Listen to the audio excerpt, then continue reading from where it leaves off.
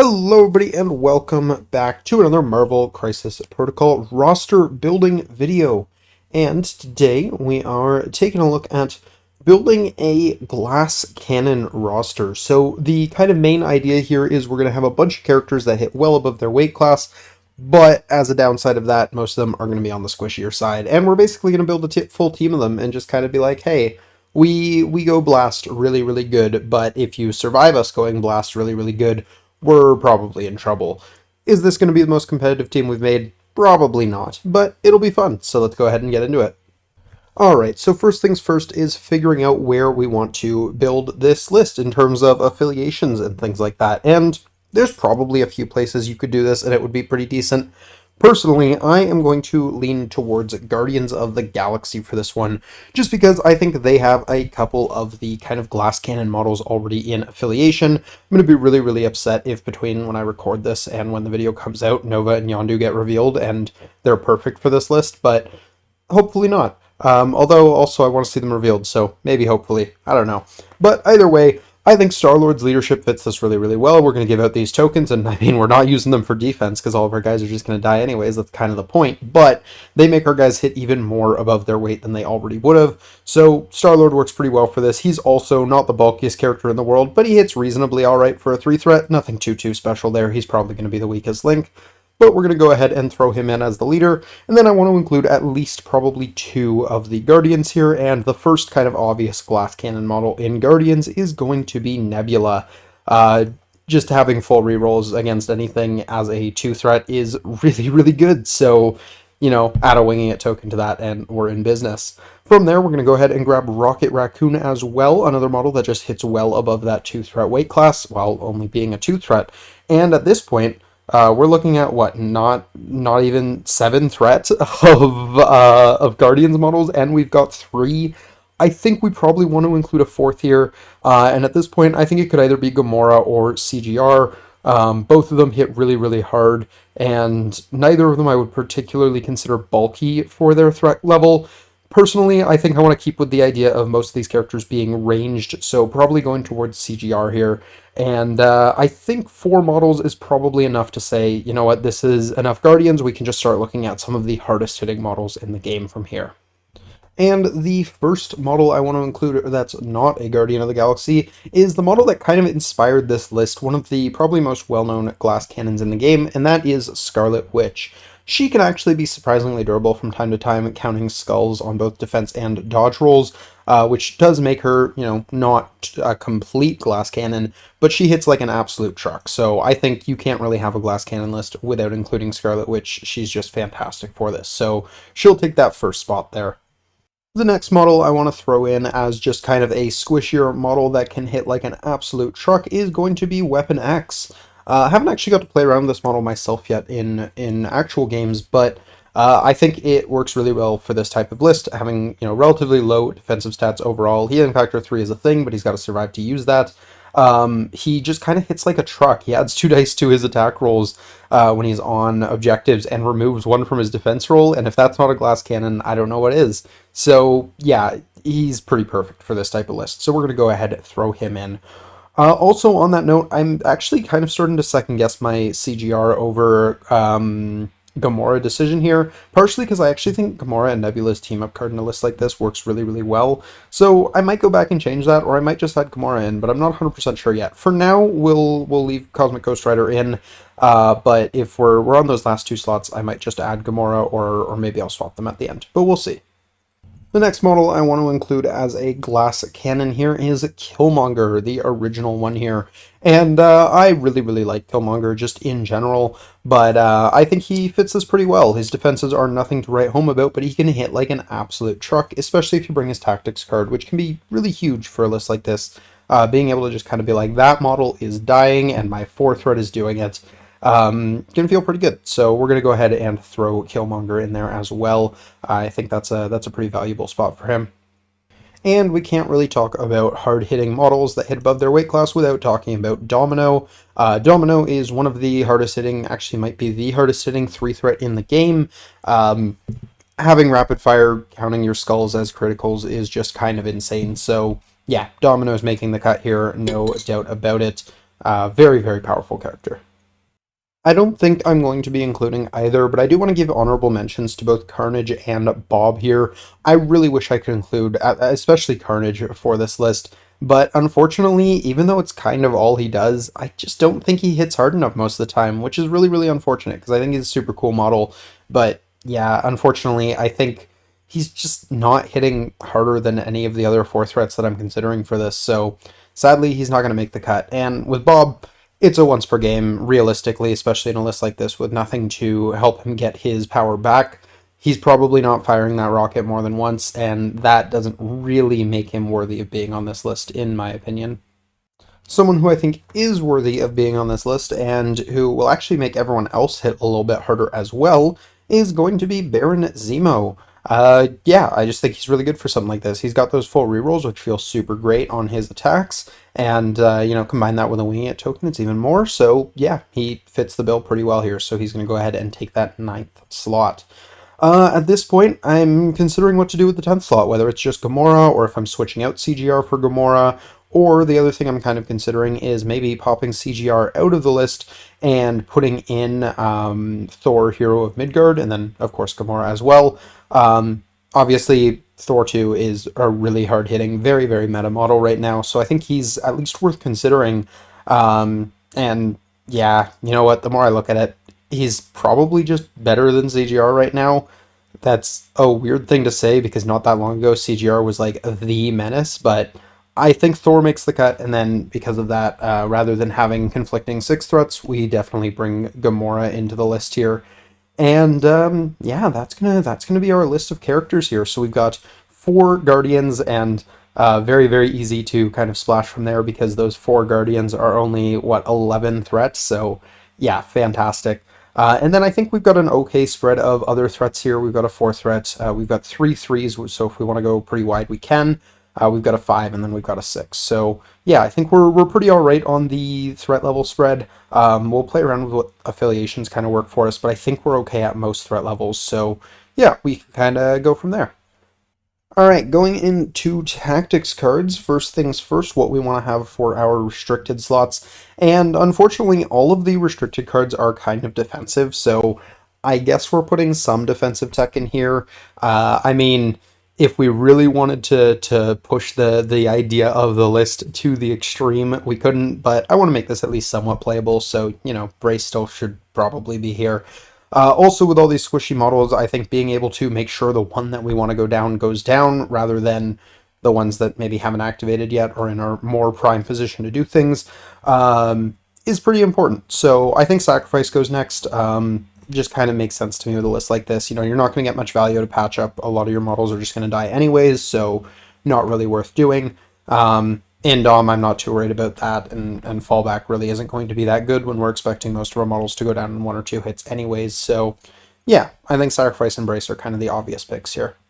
From there, we're going to go into affiliated cards, and with everyone dying very, very quickly, we should get a lot of value out of Galaxy's Greatest here, just giving some extra dice to all of our big dumb heroes there, so that's always good. Level Misfits, because obviously we're going to roll the crits and wilds, so we just get to attack more times. That's pretty good. Definitely it's something worth including. So yeah, I think that's it. I'm not missing anything because Crew the Milano doesn't exist anymore, so cool. Looking at affiliated cards, or not affiliated cards, we just did those. Character cards next, and there's a couple we definitely want to include. I mean, it's part of the logic behind bringing Gamora here is for Daughters of Thanos, which I think is actually a pretty good card now that it only costs one for each of them, so that can go in right there. Next, we're going to throw in I'm a Baron After All because we're bringing Zemo, and turns out when you bring Zemo, I'm a Baron After All is pretty good. For Scarlet Witch, No More Mutants and the Whims of Chaos are both pretty solid cards. I'm probably going to, well, almost definitely going to include No More Mutants. It's a really, really solid card. I'm going to wait on Whims of Chaos because I think we should have at least some generics in here. And then lastly, I mentioned this when I was picking him, we're going to include Killmonger because Usurp the Throne is a crazy good card and he should really have that, so yeah. For what it's worth, I'm also tempted on synthetic art-shaped, I'm great at wording, heart-shaped herbs. I put the HE sound from herbs on heart, and yeah, that's what we get, I guess. So the art-shaped herbs, which we're gonna now be calling them for the rest of ever, is an interesting card. I actually kind of forgot it existed. I think it's kind of cool and actually fits the theme of the list, but unfortunately we only have two slots left, so I don't think it's gonna make the cut.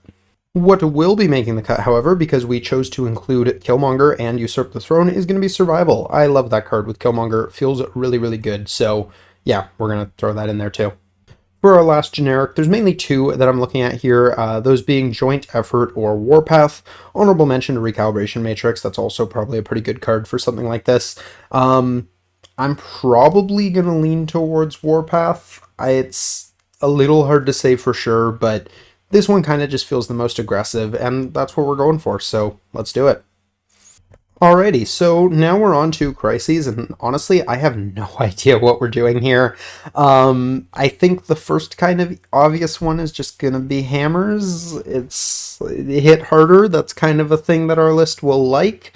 Might score a little fast. I'm really not sure because we can go pretty wide, so we're actually alright with semi-fast scoring things, but we're also gonna die very quickly, but we're also gonna kill very quickly, so like, maybe that's fine. I'm not 100% sure. I don't really know where to go with scenarios on this because the EMAPs and stuff, we're just going to get torn to shreds by taller teams. So we want to avoid those. I'm not sure. The ones that do damage to us, I guess, aren't that punishing for us because we're expecting to die anyways. So maybe we look at some of those, like cubes or alien ship. I don't know. That feels all right. I think that's fine. I'm really not sure, honestly. This could go a lot of ways, so we're gonna pick these three because generally I like all three of these anyways. So yeah, we'll do that. For secures, like I said, this one's a weird one because normally I'd say it's an attrition list, so we should pick all the EMAPs, but we're an attrition list that really won't benefit from that because we go up against a tall list playing, Thor 2 or Malekith or something like that, and those models are just going to kill three of our models in a single turn, and that's terrible, so we really don't want to do that.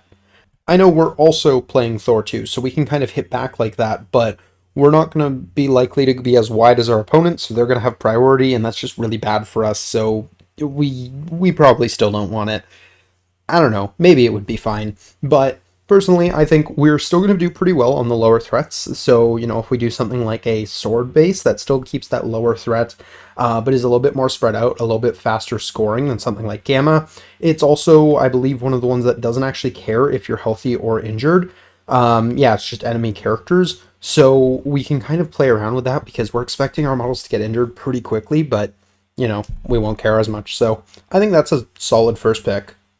From there, I think we want relatively neutral scenarios. We don't want anything too aggressive. Again, like Gamma and Demons, probably not great for us. But something like Infinity Formula probably works well. I mean, theoretically, we have more models, so we get more advantage out of this. That's not how that actually works. But we have a lot of characters that are really good at longer ranges, so we can definitely take advantage of that on somewhere like Infinity. So, yeah, that feels solid to me.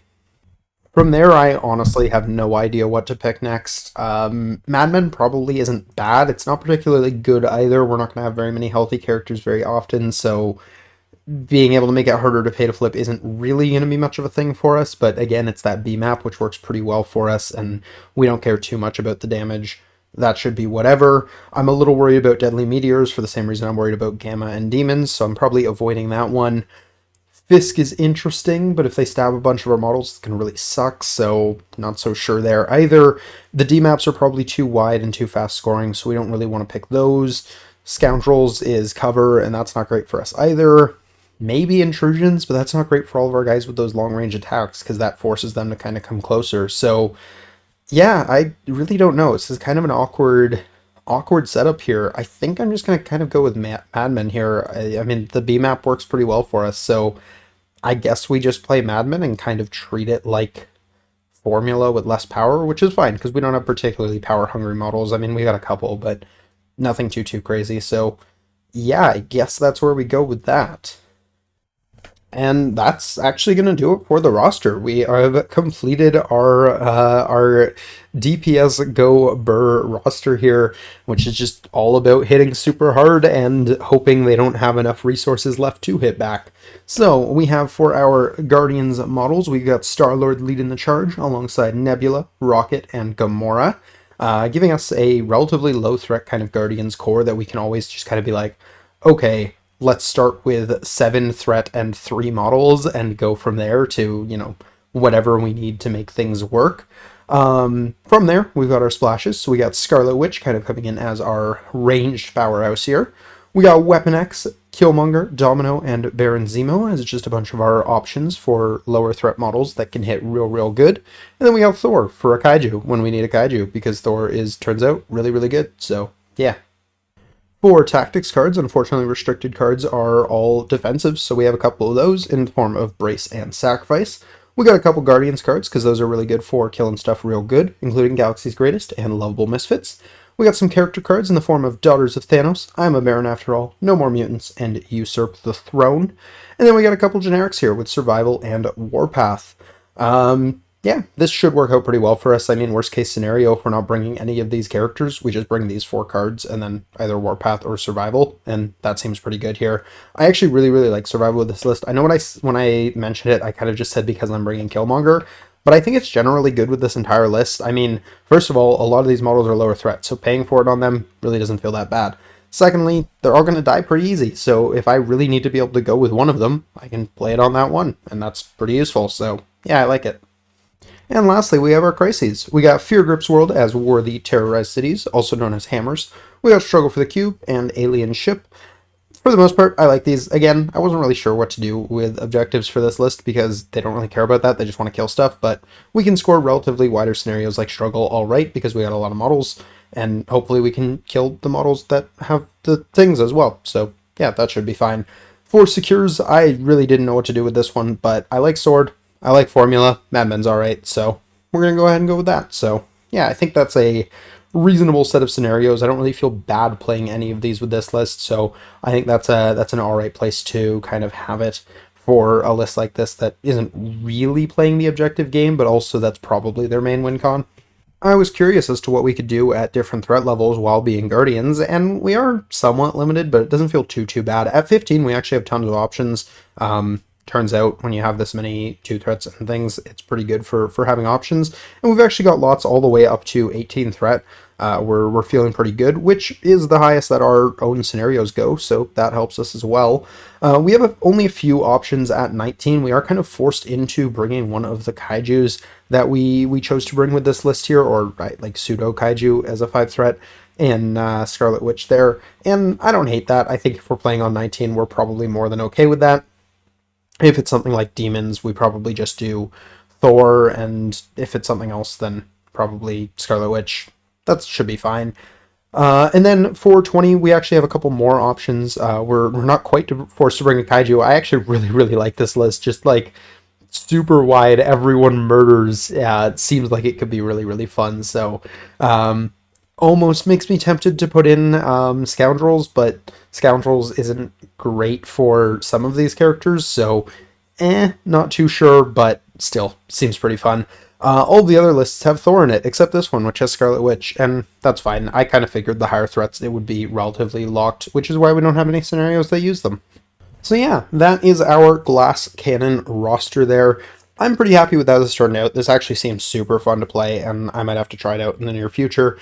Because, yeah, that's why I build these, in theory, so I can try them and things, because they're fun. So, yeah, I hope you guys have enjoyed. If you did, please do drop a like down below. Subscribe if you're new to the channel. We do discussion-focused content like this every week, and we got battle reports on the weekends, so if you're a fan of any of that sort of stuff, feel free to jump on in. If there's anything you would have done differently, definitely let me know down below what characters you might have included. Are there anyone that I forgot here that's like, oh my god, this is such a glass cannon model, why didn't you put them in? Probably just because I'm an idiot and forgot about them, so definitely let me know so I can figure out how much of an idiot I am down in the comments below. But as far as my portion of this video goes, that is going to do it, so until next time, have a great day everybody. Peace.